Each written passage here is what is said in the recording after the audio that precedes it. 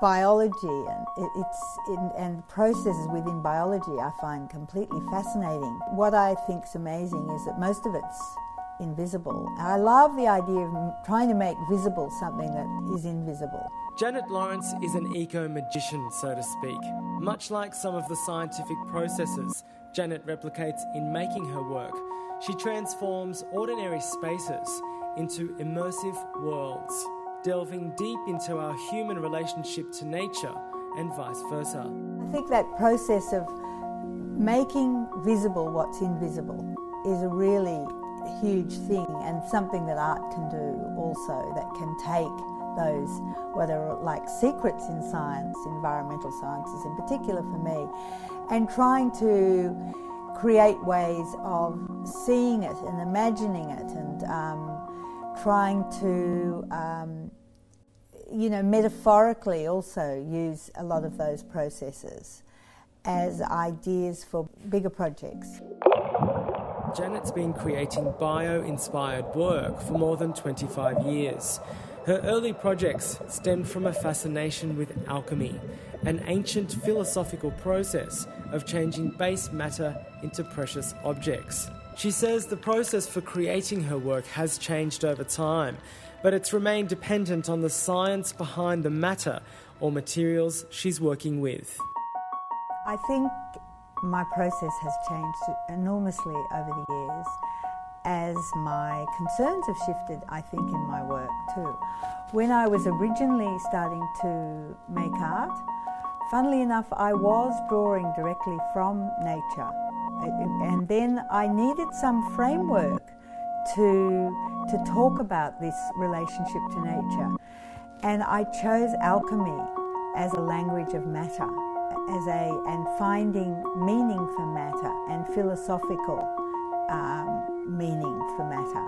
So then a lot of my work became quite alchemical, as it were.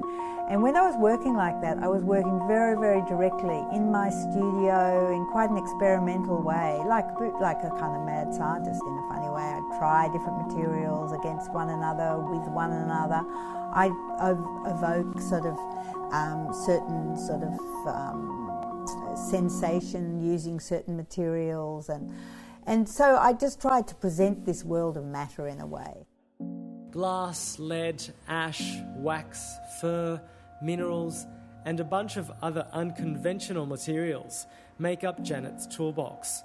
An ongoing element in Janet's creative process is the juxtaposition of the real and the man-made, or as she explains, ephemerality versus fixity. A bit earlier on, one of my ways of trying to organise this matter was the idea of architecture, and how architecture can frame nature as a way of making the viewing of nature more potent. All of this started to feed into my way of working too, because then I started working into architectural sites, trying to create kind of a feeling of nature within the architecture. Janet's most recent projects add a layer of activism to her intention. The most recent installation, After Eden, manifests the careful consideration of metaphors or symbolic representations of what is lost and remembered in our natural worlds. Janet hopes her current works are communicating a strong political message, perhaps encouraging audiences to take action. Looking at these remarkable sites that I usually select that we're potentially going to lose, and wanting to get across this astonishing individual presence that they have.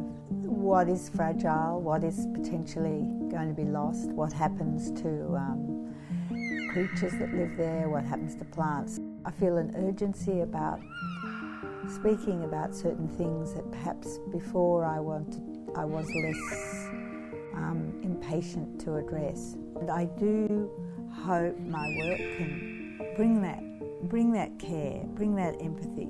Returning to Janet's intrigue around the nexus between science and art, the machinations of human memory are at the forefront of her newest works. Janet says understanding and learning about the science of remembering has been crucial in taking her practice and process for making work forward. I'm thinking about wanting people to enter into an artwork and gather memory, you know, and to be able to also associate their own memory with the experience of something, because I sort of think there's this strange thing that the body starts to read something rather than just the eye, and somehow it's a way in, it's a kind of a way of engaging. I mean, it can give a deeper experience, and hopefully that enables a memory experience for an audience. I hope so.